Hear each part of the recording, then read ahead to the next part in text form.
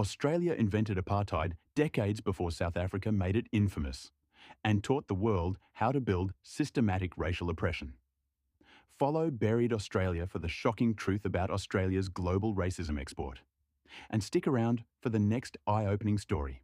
Australian half-caste laws from the 1880s became the blueprint that South African officials studied and adapted for their apartheid regime.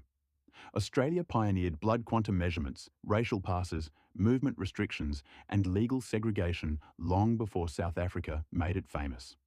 South African delegations visited Australia in the 1930s specifically to study Indigenous control methods. They copied the reserve system, racial classification boards, and exemption certificates almost exactly. Australia's Aborigines Protection Boards inspired South Africa's Native Affairs Department. The bureaucratic machinery of racial oppression was made in Australia, then exported worldwide. How does it feel knowing Australia taught the world how to build systematic racism? Australian officials advised other countries on native management, spreading their racial control methods across the British Empire.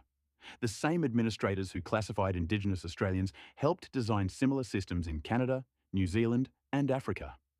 Do you think Australia should be credited as apartheid's inventor?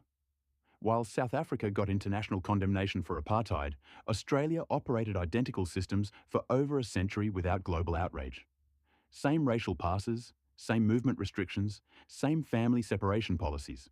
Should Australia face the same international shame South Africa did for apartheid?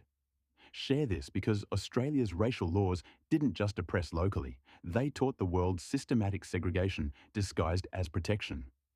Follow Buried Australia to learn the next shocking truth.